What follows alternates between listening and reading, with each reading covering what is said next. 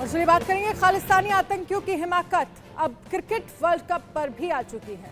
खालिस्तानी आतंकी गुरपंतवंत सिंह पन्नू का नया चैलेंज आया है। धमकी दे रहा है कि वर्ल्ड कप नहीं टेरर कप होगा। क्रिकेट वर्ल्ड कप के खिलाफ खालिस्तानी धमकी कुछ वैसी ही है जैसे बिना कारतूस बंदूक दिखाना। बार बार आतंकी पन्नू ऐसी धमकियां देता रहता है और हर बार टाई टाई फिस्ट होती रही है। 15 अगस्त फिर G20 समिट से पहले भी उसने धमकी दी थी और जब वो फेल हो गया तो फिर बौखलाहट में नई धमकी दे रहा है। हिंदुस्तान के खिलाफ कनाडा से कायराना साजिश रची जा रही है। भारत के कड़े रुख के बाद कनाडा जहां बैकफुट पर दिख रहा है, वहीं पन्नू जैसे आतंकियों की वजह से भारत और कनाडा के रिश्ते और भी बिगड़ सकते हैं। वहीं खालिस्तानी आतंकी हरदीप सिंह निज्जर की हत्या के बाद भारत और कनाडा के बीच तनाव का माहौल अभी भी है। इस बीच कनाडाई सेना की वेबसाइट को हैकरों ने निशाना बनाया है। साइबर अटैक से कनाडा में अफरा तफरी जैसा माहौल बन गया है। कनाडा जैसे चारों तरफ से फंसता जा रहा है।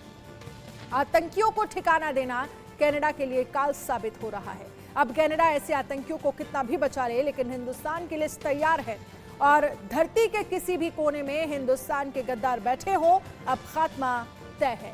पहले ये रिपोर्ट देखें, उसके बाद चर्चा की शुरुआत करेंगे।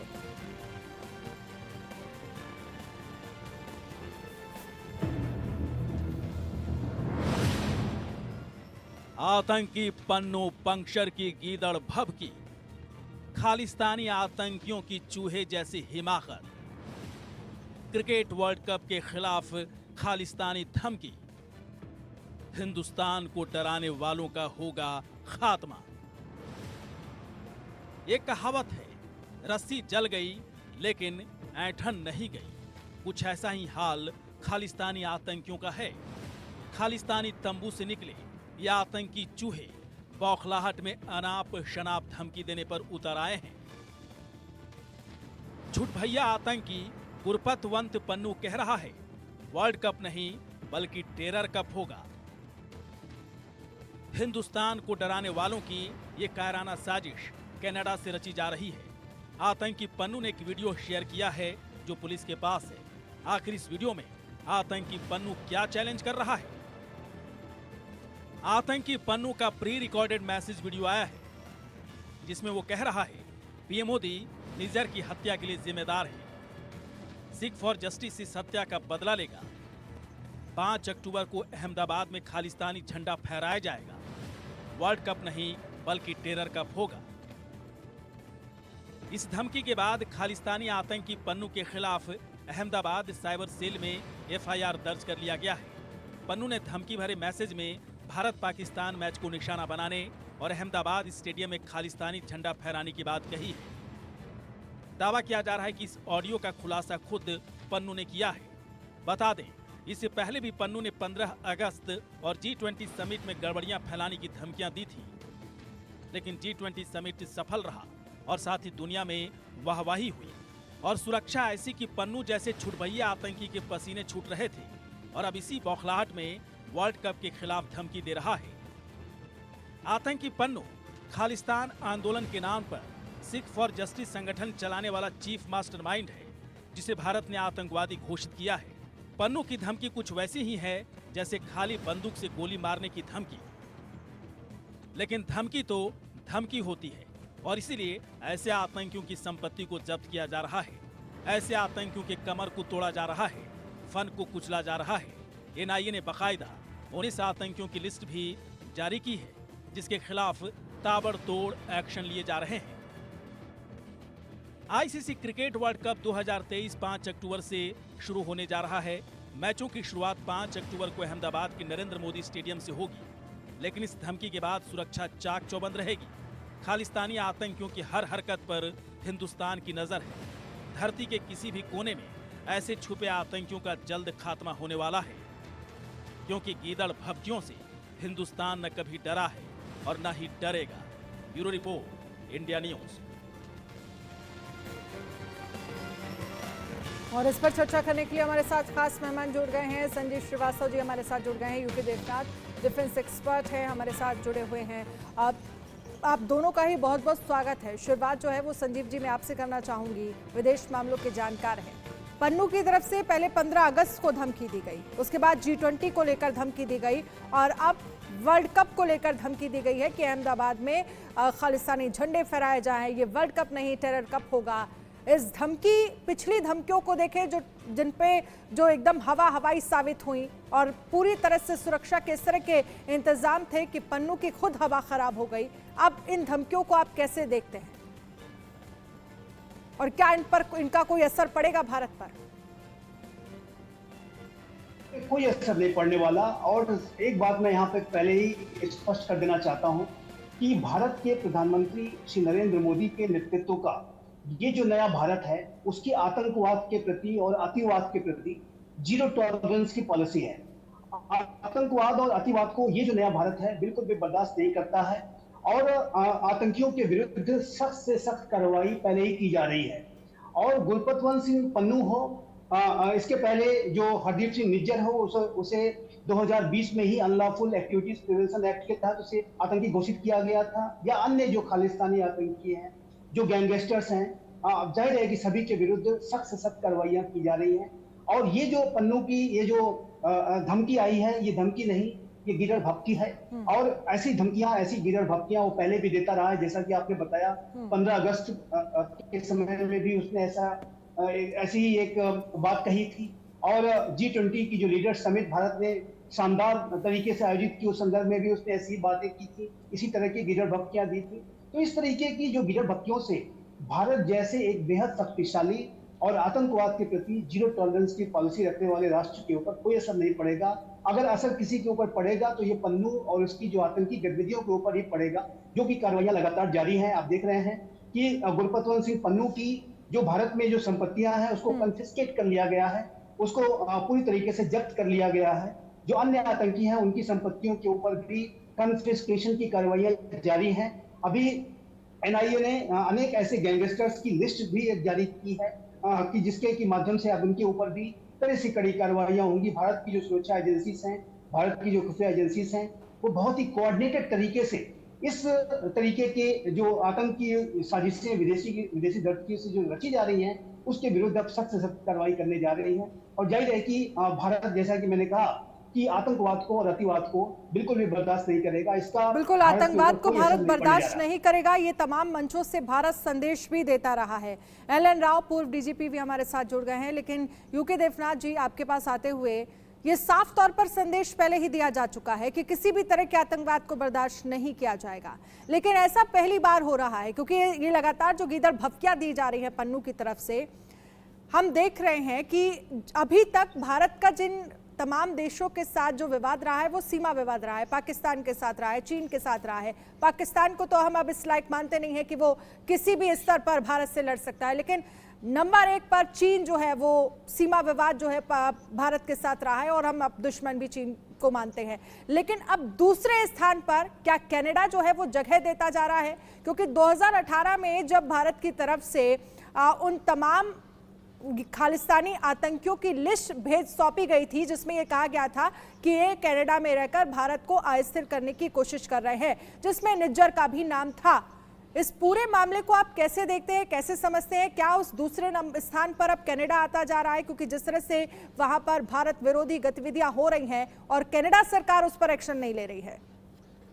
जी हाँ अनन्या, मेरे ख्याल से कनाडा सरकार ऐसी कार्रवाइयों में आतंकवादियों को सपोर्ट देकर अपने लिए ही खड्डा खोद रही है।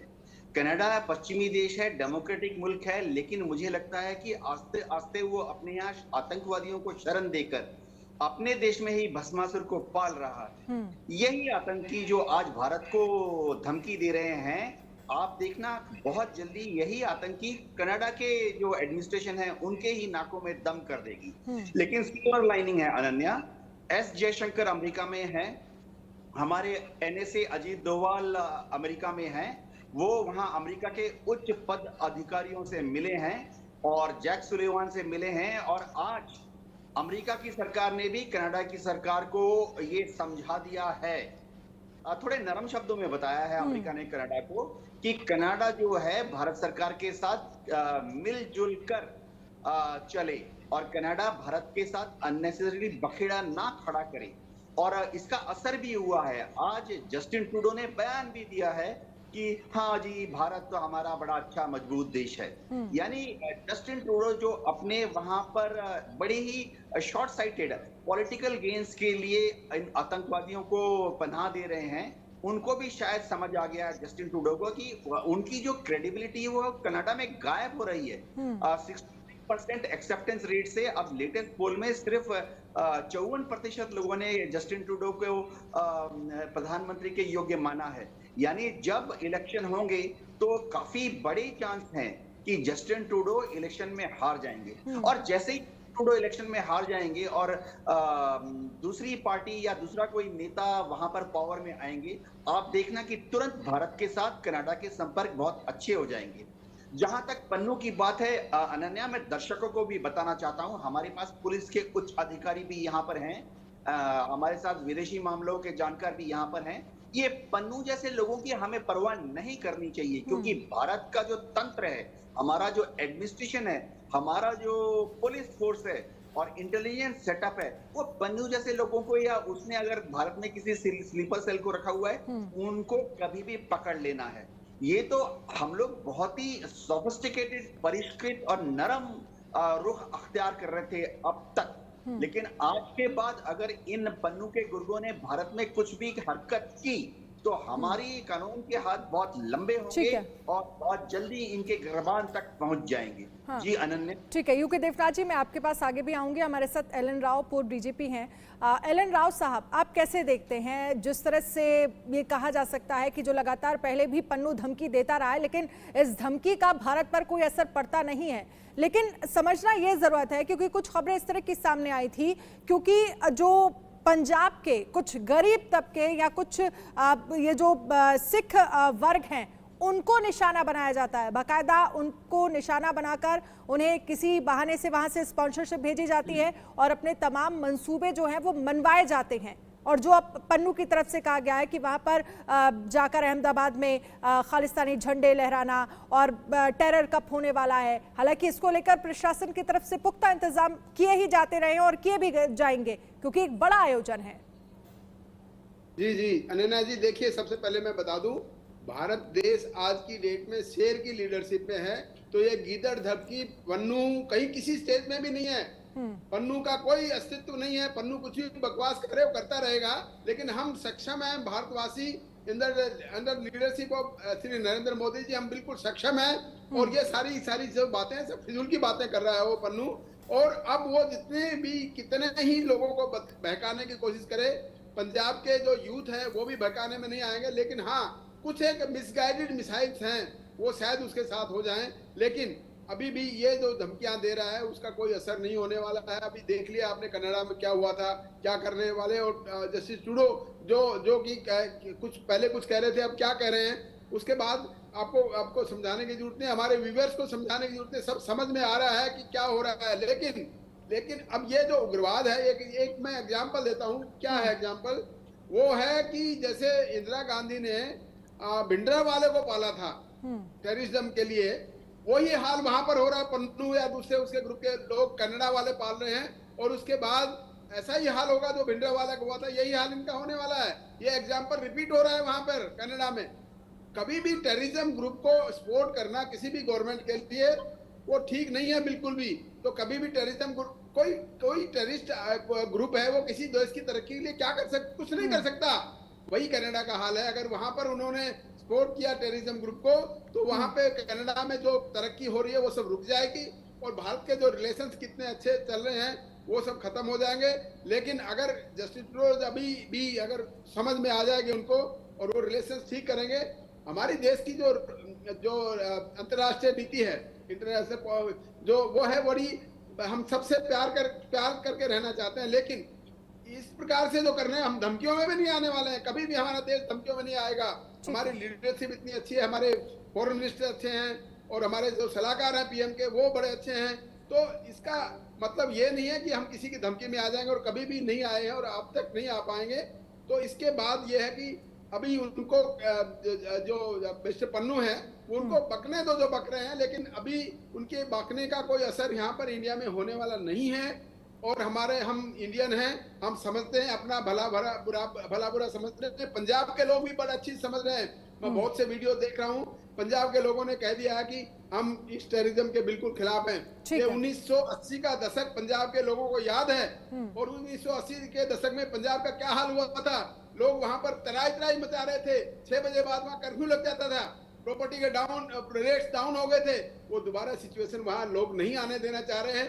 तो ये मैं बड़ा निश्चित तौर पे कह देता हूँ, पंजाब के लोग पन्नू के किसी बहकाव में नहीं आने वाले हैं, और वो अपनी कोशिश करता रहेगा, गीदड़ धमकियां देता रहेगा, कोई दिक्कत नहीं होनी। ठीक है, लेकिन संजीव श्रीवास्तव जी, दुनिया भर के जो तमाम बड़े देश हैं, चाहे आप अमेरिका की बात कर लीजिए, चाहे ब्रिटेन की बात कर लीजिए, खालिस्तान आतंकवाद को अभी उतनी गंभीरता से नहीं लिया जा रहा है।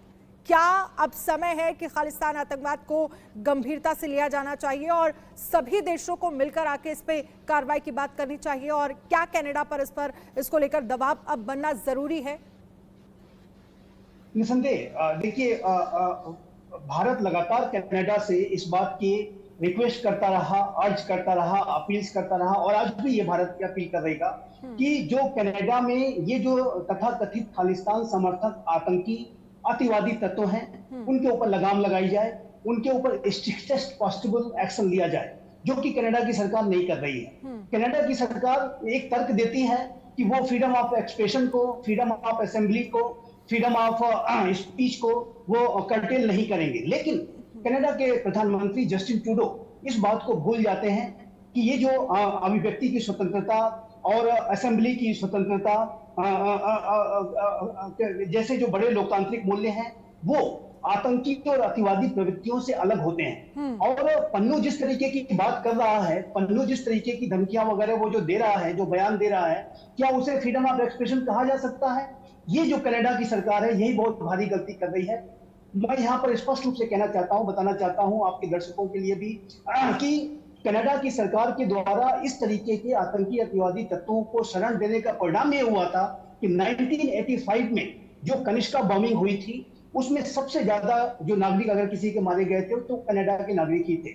और इस तरीके की आतंकवादियों को, अतिवादियों को यदि कनाडा अपनी धरती में प्रश्रय दे रहा है, तो फिर से ये जो उसी के समाज के लिए घातक होंगे। भारत की जहां तक बात है, मैं जैसा कि हम डिस्कस कर रहे हैं कि भारत आतंकवाद के प्रति जीरो टॉलरेंस की पॉलिसी पर चलने वाला राष्ट्र है, और इस तरीके की जो आतंकी प्रवृत्तियों को यहाँ पर सफल नहीं होने दिया जाएगा। और यदि किसी आतंकी ने भारत में किसी ऐसी गड़बड़ी को करने की कोशिश की, तो आप जानते हैं कि भारत बड़ी से बड़ी कार्रवाइयां कर सकता है। हमने पाकिस्तान के अंदर, जो भारत के अंदर अगर आतंकवाद की कार्रवाइयां कभी हुई हैं, तो पाकिस्तान की सीमा में जाकर के एंटी टेरर स्ट्राइक्स की थी। हमने जम्मू एंड कश्मीर में आतंकवाद की कमर तोड़ दी है, वहां पे ऑपरेशन ऑल आउट लगातार जारी है। और अब आतंकियों की स्थिति वहां पे ये हो गई है कि वो जंगलों में छुप करके कैदियों की तरह से हमले करते हैं। तो ये जो इस तरीके की जो आतंकवाद के प्रति जो हमारी सख्त नीति है, उसका ये परिणाम है कि आप देखिए तो इस नए भारत में आतंकवाद की घटनाएं बहुत ही ज्यादा कम हो गई है। एक दौर था कि बड़ी आतंकी घटनाएं हो जाती थी और कार्रवाइयां नहीं की जाती थी, लेकिन अब ये जो नया भारत है प्राइम मिनिस्टर मोदी के नेतृत्व का, जैसा कि मैंने कहा कि आतंकवाद के प्रति और अतिवाद के प्रति जीरो टॉलरेंस पर चलता है। और ये जो आतंकवादी कार्रवाइयां हैं, आतंकवाद विरोधी कार्रवाइयां जो भारत सरकार के द्वारा आतंकियों के विरुद्ध की जाती हैं, यदि अपनी धरती पर भी कोई साजिश रची जाए तो बख्शा नहीं जाएगा। विदेशों की धरती से भी अगर कोई साजिश रच रहा है तो उसे बख्शा नहीं जाएगा। आप जानते हैं कि एनआईए लगातार एक्टिव है, चाहे वो हमारे यूके के हाई कमीशन पर किया गया वेंडलिज्म हो, चाहे वो कनाडा की धरती से किया जाने वाला आतंकवाद अतिवाद हो, चाहे वो ऑस्ट्रेलिया की धरती में कोई कार्रवाई, हर जगह जहां कहीं भी इस तरीके की जो तथाकथित खालिस्तान समर्थक हैं वो कार्रवाई करेंगे तो भारत उसका करारा जवाब देगा। एक बात मैं लास्ट और कहना चाहता हूं कि देखिए, ये जो तथाकथित खालिस्तान की बात कही जाती है, ये खालिस्तान एक डेड इशू है। भारत ने इस मुद्दे को बहुत ही पहले ही ये जो पूरा आतंकवाद, खालिस्तान समर्थक वाला जो आतंकवाद का जो मुद्दा था, उसको भारत ने पहले ही नेस्तनाबूद कर दिया है। इसे फिर से रिवाइव नहीं किया जा सकता। अगर इसे कोई रिवाइव करने की कोशिश करेगा, लेकिन क्या कनाडा इसको रिवाइव करने की कोशिश कर रहा है? और जो खालिस्तानी समर्थक वहां पर बैठे हैं वो इस मुद्दे को उठाना चाहते हैं जिसमें कनाडा लगातार समर्थन दे रहा है। क्या जस्टिन ट्रूडो की कोई राजनीतिक मजबूरियां हैं? यकीनन जस्टिन ट्रूडो एक बेहद संकीर्ण राजनीतिक स्वार्थों की सिद्धि के लिए उन्होंने इस तरीके के एक बड़ा एक्शन को ले लिया कि जिसमें कि उन्होंने भारत और कनाडा जैसे बड़े संबंधों को दांव पे लगा दिया। आप जानते हैं कि जस्टिन ट्रूडो की जो सरकार है वो अल्पमत की सरकार है। और वो एक ऐसी राजनीतिक दल से उसको समर्थन हासिल है जो कि तथाकथित खालिस्तान समर्थक आतंकियों अतिवादियों को सपोर्ट करती है। और उसका जो लीडर है जगमीत सिंह, और जाहिर है कि उसके दबाव में आकर के ये जो न्यू डेमोक्रेटिक पार्टी नामक जो खालिस्तान समर्थक दल है, उसके दबाव में आकर के ही जस्टिन ट्रूडो ने इस तरह का कदम उठाया है। लेकिन अब जस्टिन ट्रूडो के जो बयान आ रहे हैं, आज जो बयान आया है, उनके रक्षा मंत्री का जो बयान आया है, ऐसा लगता है कि अब उन्हें इस बात का रियलाइजेशन हो रहा है कि उन्होंने एक बड़ी गलती कर दी है, भारी गलती कर दी है। एक आधारहीन आरोप लगा करके, एक पॉलिटिकली मोटिवेटेड आरोप लगा करके, एक एब्सर्ड आरोप लगा करके उन्होंने भारत और कनाडा के संबंधों को जो क्षति पहुंचाई है, जाहिर है कि उसकी वजह से उनकी बड़ी आलोचना हो रही है। और मेरा ऐसा मानना है अनन्या जी कि यदि कनाडा में आज इलेक्शन हो जाए तो जस्टिन ट्रूडो की सरकार को इसको भारी उसमें उनको हार का सामना करना पड़ेगा। आने वाले समय में भी जब वहां पर इलेक्शन होंगे तो मेरा ऐसा मानना है कि जिस तरीके की वो नीति पे चल रहे हैं, जैसा उनकी आलोचना हो रही है, जिस तरीके का उनका आइसोलेशन दिखता है, ऐसे में जो उनकी लिबरल पार्टी है उनको शिकस्त का सामना करना पड़ेगा। और विपक्षी जो दल है कंजर्वेटिव पार्टी और उसके नेता पोलिवेयर, आप देखते हैं कि उनके बयान आते हैं, वो कितने एक इमर्जिंग पॉपुलर लीडर के तौर पर सामने आ रहे हैं। और अभी कनाडा की संसद में एक जो नाजी आर्मी के एक सदस्य को इन्वाइट करके जस्टिन ट्रूडो ने एक दूसरा बड़ा डिप्लोमेटिक ब्लंडर भी कर लिया है। तो जस्टिन ट्रूडो अनेक अपने डिप्लोमेटिक ब्लंडर्स के लिए उनकी भारी आलोचना हो रही है और आने वाले इलेक्शंस में इसका बड़ा खामियाजा उन्हें भुगतना पड़ेगा। ठीक है योगी देवनाथ जी, क्योंकि लगातार आपने देखा संजीव जी कह रहे हैं कि राजनीतिक मजबूरियां हैं, वो इस तरह से जो लगातार पहले ही जब 2018 में एक लिस्ट सौंपी गई थी जिसमें तमाम आतंकवादी के नाम थे, लगभग 19 आतंकवादियों के नाम थे, जिसमें निज्जर का नाम भी साफ साफ रखा गया था। लेकिन उसके बाद भी जब वो भारत पर आरोप लगाते हैं तो वो निज्जर की हत्या को कनाडा की सोवेरेनिटी से जोड़ते हैं। इसको लेकर तो सवाल खड़े हो रहे हैं, वहां की मीडिया भी सवाल खड़े कर रही है और ये भी कह रही है कि भाई जस्टिन ट्रूडो ने जो विदेशी रिश्ते हैं, दूसरे देशों से जो रिश्ते हैं, उन्हें पूरी तरह से डिस्ट्रॉय वो करते जा रहे हैं। राजनीतिक मजबूरियां कहीं ऐसा ना हो कि आने वाले समय में कनाडा सरकार पर ही भारी पड़ जाएं। आपको क्या लगता है? देखिए, जस्टिन ट्रूडो जो हैं उनको सरकार बनाने के लिए 18 या 16 सीट कम पड़ रहे थे, तो उन्होंने मजबूरी में ये जो जितने सीट इनके कम पड़ रहे थे, उन्होंने अलग अलग जगह से जब कोशिश की तो उनको ये खालिस्तानी समर्थक ग्रुप से ही सपोर्ट मिला। लेकिन गौरतलब बात यह है कि पन्नू का क्या रोल है? अभी पन्नू का कोई रोल नहीं है। वो उसकी ताकत जो है भारत में है नहीं और कनाडा के अंदर भी उसकी ताकत आस्ते आस्ते खत्म हो जाएगी। वो टेक्निकली कनाडा का नागरिक है। तो जस्टिन ट्रूडो ने एक दो बार बोला कि भारत जो है कनाडा के नागरिक को परेशान कर रहा है या उसको शायद निज्जर को मार भी दिया है। इनमें कोई सत्यता नहीं है। इससे सिर्फ जस्टिन ट्रूडो की जो इंटरनेशनल प्रेस्टीज है वही कम हुई है। दुनिया के सारे राजनीतिक सारे एम्बेसीज में जस्टिन ट्रूडो के खिलाफ कितने जोक्स चल रहे हैं। अगर आप देखेंगे तो दुनिया के ज्यादातर जो राजनीतिज्ञ हैं वो तो हैरान है, परेशान है कि जस्टिन ट्रूडो प्राइम मिनिस्टर होकर इतनी छोटी छोटी और या बड़ी बड़ी गलतियां कैसे कर रहे हैं।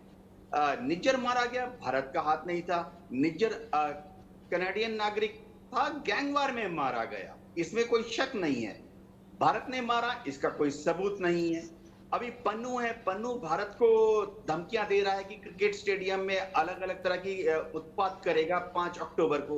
मेरे ख्याल से भारत ने जो एफआईआर रेज किया है पन्नू के अगेंस्ट, सेम एफआईआर विदेश मंत्रालय भी कनाडा की सरकार को भेज दे और कनाडा की सरकार को बोले कि ये आपकी जमीन पे बैठकर भारत विरोधी और भारत में आतंकवाद फैलाने के लिए और क्रिकेट स्टेडियम में दंगा फसाद कराने की बात कर रहा है। आप कृपया कनाडा के नियम के अनुसार इसको अरेस्ट कीजिए। ये तो कोई फ्रीडम ऑफ एक्सप्रेशन की बात नहीं है ना। एक और चीज जो है, जस्टिन ट्रूडो समझना पड़ेगा कि वो अब कुछ भी कर लें, अगले इलेक्शन में वह जीत नहीं रहे हैं, इसमें कोई शक नहीं है। दुनिया भर के जितने राजनीतिज्ञ हैं, दुनिया भर के जितने कूटनीतिज्ञ हैं और इंटेलिजेंस एजेंसीज हैं और अलग अलग जो स्टैटिस्टिकल एजेंसीज हैं, सब ने यह डिक्लेयर कर दिया है कि जस्टिन ट्रूडो कनाडा के अगले प्रधानमंत्री नहीं होंगे। तो यानी जिस दिन जस्टिन ट्रूडो पटाक्षेप में पर्दे के पीछे चले गए, उस दिन से ही आप देखेंगे अनन्या कि भारत और कनाडा के संपर्क फिर से मजबूत, हेल्दी और खुशियों से भरपूर हो जाएंगे। मैं आशावादी हूँ। ठीक है यूके देवनाथ जी, क्योंकि आप कह रहे हैं कि आने वाले समय में हो सकता है कि जस्टिन ट्रूडो सरकार में ही ना हो या कि वहाँ पर पीएम ना हो, और अभी जिस तरह का वहाँ का जो सर्वे है वो ये कह रहा है कि जस्टिन ट्रूडो अगर यहाँ वहाँ पर अभी इलेक्शन होते हैं तो हो सकता है कि दोबारा से वापस वो सरकार में भी ना आ पाए। एलन राव साहब, आप इसे कैसे देखते हैं? क्योंकि एक तरह से ये कहा जा सकता है कि जस्टिन ट्रूडो के साथ जो अलायंस में सरकार है, जिसमें जो न्यू डेमोक्रेटिक है, जिसमें जगमीत सिंह हेड है, कहीं ना कहीं उनकी अलायंस पार्टी का जो प्रेशर है, जो एक तरह से राजनीतिक दबाव है, उसकी वजह से लगातार इस तरह के फैसले लेना और ये जो एक तरह से कहा जा सकता है कि भारत पर आरोप लगाना जस्टिन ट्रूडो पर ही भारी पड़ रहा है। यस, बिल्कुल अनन्या जी, ये जस्टिन चीजों का जो डिसीजन है ये अपना खुद का डिसीजन नहीं है, ये बिल्कुल उनके जो सपोर्टिंग डेफिनेटली जो टेररिस्ट ग्रुप को सपोर्ट करने वाले जो ऑर्गेनाइजेशन है जो उनको सपोर्ट कर रही है उनकी गवर्नमेंट को, उनके कहने पर ये करना पड़ रहा है, उनकी मजबूरी है। ऐसे ये जो अलायंस की मजबूरी जो होती है ना, जो गठजोड़ की सरकार की मजबूरी होती है, हमारे इंडिया में भी आपने देखा होगा कांग्रेस के टाइम में क्या क्या कौन से मंत्री क्या क्या करवाते थे मनमोहन सिंह से, वही बात वहां पर कनाडा में लागू हो रही है। इसमें कोई डेमोक्रेटिक जहां भी गवर्नमेंट है वहां पर सारी चीज यही लागू होती है। लेकिन जस्टिन, ये बात भी सही है, आज की डेट में जो मोर कनेडियन लोग हैं, बहुत से जो कनेडियन जो सिटीजन्स हैं, वो इस बात को नहीं चाहते हैं, क्योंकि वो चाहते हैं कि कनेडियन और भारत का रिलेशन बढ़िया बना रहे हैं। वो इस बात को सपोर्ट नहीं करते और कभी भी कोई भी उग्रवादी बातों को सपोर्ट करेगा नहीं, समझदार आदमी कोई नहीं करेगा।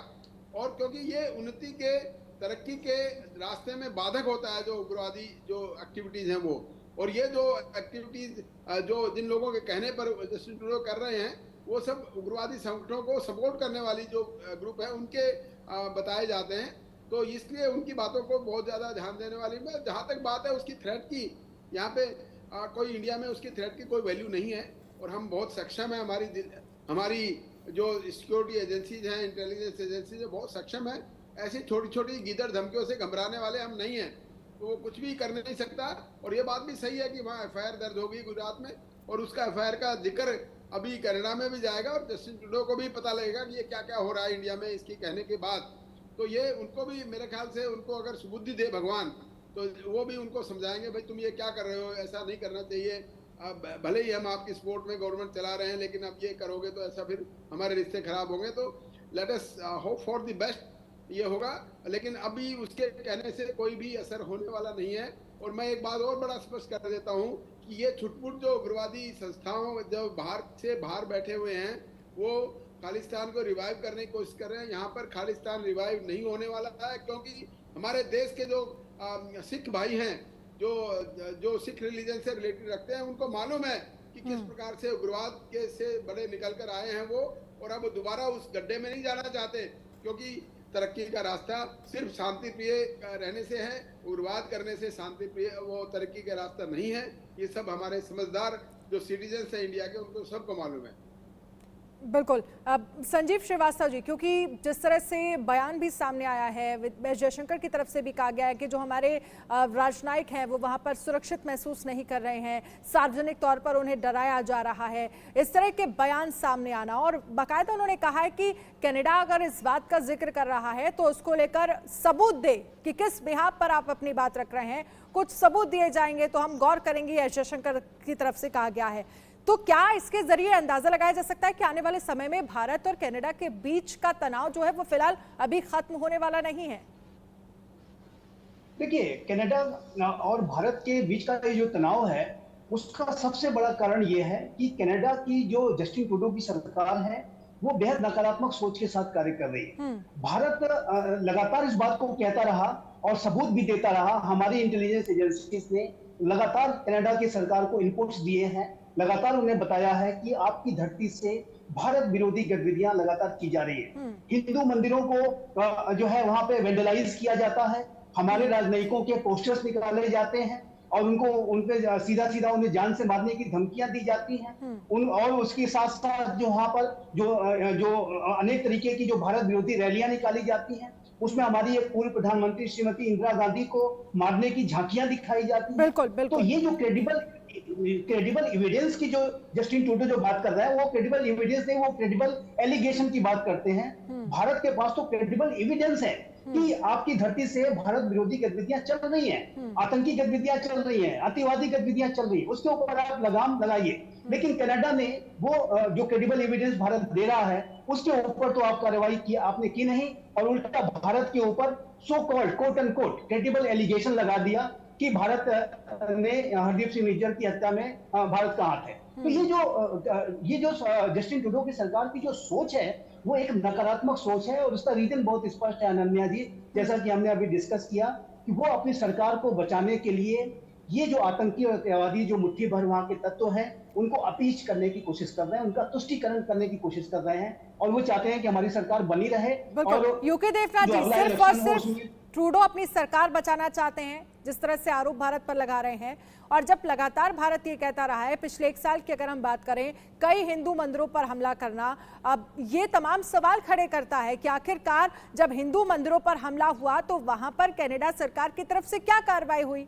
कुछ भी कार्रवाई नहीं की गई। यहां तक कि कहा जा सकता है कि उन लोगों को ढूंढा तक नहीं गया जो इस तरह के हमले करते हुए नजर आए। इसके जरिए संदेश क्या जा रहा है दुनिया भर में कनाडा की तरफ से? देखिए, दुनिया भर में संदेश यही जा रहा है कि जस्टिन ट्रूडो की जो सरकार है वो पश्चिमी देशों की सरकार की तरह से इफेक्टिव नहीं है। शायद उनको भ्रम है कि अगर वह इन कुछ भ्रमित सुख युवकों की मदद से अपनी सरकार चला लेंगे तो वो भ्रम में है।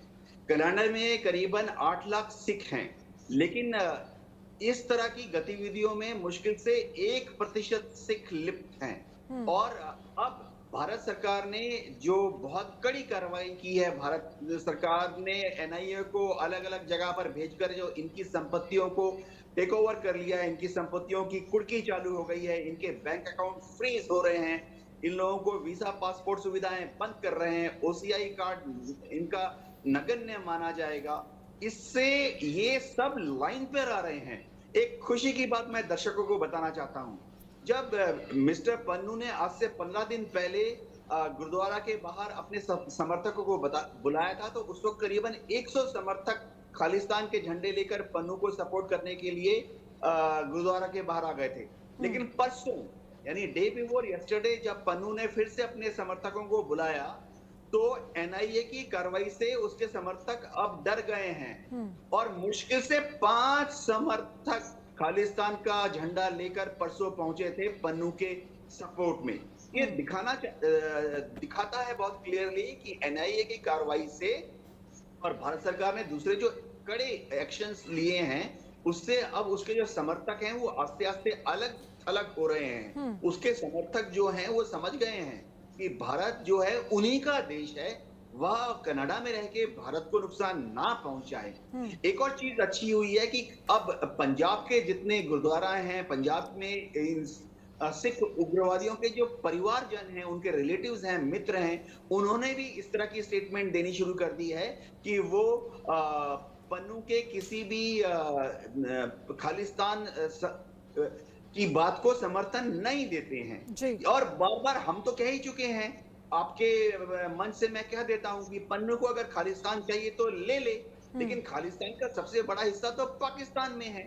सदियों से, आज से 400 साल पहले, 300 साल पहले जब सिख साम्राज्य था तो महाराजा रंजीत सिंह के टाइम से ही लाहौर तो उनका कैपिटल था, और वजीरिस्तान, बाल्टिस्तान, खैबर पख्तूनख्वा, अफगानिस्तान में काबुल तक सिख साम्राज्य का आधिपत्य था। तो पन्नू को अगर खालिस्तान बनाना है तो वो पाकिस्तान से मांगे ना कि पहले पाकिस्तान भी अपने पंजाब से वह पंजाब काट के खालिस्तान में मिलाए, जो पंजाब सदियों से पंजाब के महान नेताओं के नीचे, रंजीत सिंह और उनके पूर्वजों के नीचे था। तो अनन्या, ये कहने वाली बात है, ये पन्नू जैसे छोटे मोटे जो लोग हैं ये सिर्फ बरसाती हैं, ये आते हैं 2-3 साल में इनका इफेक्ट खत्म हो जाता है। अगली सरकार जो भी कनाडा में बनेगी वो माइनॉरिटी सरकार नहीं होगी, बहुमत की सरकार होगी, और उन्हें किसी भी सिख पार्टी से, जैसे आपने न्यू डेमोक्रेटिक पार्टी का नाम लिया, अगली सरकार को एनडीपी से सपोर्ट लेने की कोई जरूरत नहीं पड़ेगी। तो ये सिख जो उग्रवादी हैं ये अपने आप ही अलग थलग अकेले और नीचे की तरफ पृष्ठभूमि में चले जाएंगे। और जी, शायद उसके बाद जो तमाम जो खालिस्तानी समर्थक हैं वो जो मजबूती इस समय महसूस कर रहे हैं वो कहीं ना कहीं उस वक्त अलग थलग पड़े होंगे और अपने आप जो ये भारत विरोधी गतिविधियों में शामिल खालिस्तानी समर्थक जो हैं वो कहीं ना कहीं वैसे ही एक तरह से ये कहा जा सकता है कि डिस्ट्रॉय हो जाएंगे। एलन राव साहब, क्योंकि जिस तरह से एनआईए का लगातार एक्शन और दूसरी तरफ वहां पर क्योंकि जिस तरह से पन्नू ने अब अपने समर्थकों को बुलाया, बड़ी कम संख्या में लोग पहुंचे क्योंकि लगातार एनआईए की तरफ से कार्रवाई की जा रही है और भारत ये लगातार संदेश दे रहा है कि अब सिर्फ सहा नहीं जाएगा, हम कार्रवाई करने के लिए पूरी तरह से तैयार हैं और कार्रवाई हो भी रही है जिसका असर भी नजर आ रहा है। देखिए अनन्या जी, भारत कभी भी ऐसी बातें नहीं करता जो नहीं कर सकते। उन्होंने जो कहा है वो हम करेंगे, लेकिन जहां तक बात है कि पन्नू के बिहाफ पर जो अगर वहां पर मैं ये समझता हूं कि कनाडा में भी बहुत ज़्यादा परसेंटेज ऑफ उसकी सपोर्ट में नहीं है और यहाँ पर पंजाब में तो बहुत कम लोग हैं जो उसकी सपोर्ट में करते हैं। कुछ मुट्ठी भर लोगों के दम पर अगर पन्नू ये कहेगा कि मैं यहाँ कुछ करने को तैयार हूँ तो वो कुछ इससे होने वाला नहीं है। जहाँ तक हमारी इंटेलिजेंस एजेंसीज की बात है, कनाडा के साथ में जो हमारे साथ बातें हुई उसके बाद यहाँ पर जितनी रेड्स हुई, अभी रिसेंटली एनआईए ने कितनी जगह पे करीब 500 जगह पे इंडिया में रेड्स किए हैं। वो कौन लोग हैं मैं आपको बता देता हूँ। जो सिख जो उग्रवादी हैं वहाँ पर, खालिस्तानी सपोर्ट करने वाले उग्रवादी जो विदेशों में बैठे हैं, not only in Pakistan, not only in Canada, not only in USA, not only in UK, सब जगह के लोगों के जो बाहर से यहाँ से गए हुए उग्रवादी हैं वहाँ पर, उनके जितने भी लिंक्स हैं उनको सबको टटोला जा रहा है, खंगाला जा रहा है, उनके रिलेशंस देखे जा रहे हैं, उनकी एक्टिविटीज देखी जा रही हैं, उनको पैसा कहाँ से आ रहा है ये सारा दिख रहे हैं, हवाला के थ्रू क्या हो रहा है, ये सारी चीजें हमारे इंटेलिजेंस एजेंसी जो सिक्योरिटी फोर्स की नॉलेज में है, खास तौर से एनआईए, नेशनल इन्वेस्टिगेशन एजेंसी, जो कि हमारे देश की सबसे ठीक है, समय की कमी है हमारे पास, उग्रवादी घटनाओं को इन्वेस्टिगेशन कर रही है, वो सब इस काम में देख रहे हैं। बहुत बहुत शुक्रिया आप सभी खास मेहमानों का हमारे साथ जुड़ने के लिए और इस चर्चा में हमारे साथ शामिल होने के लिए।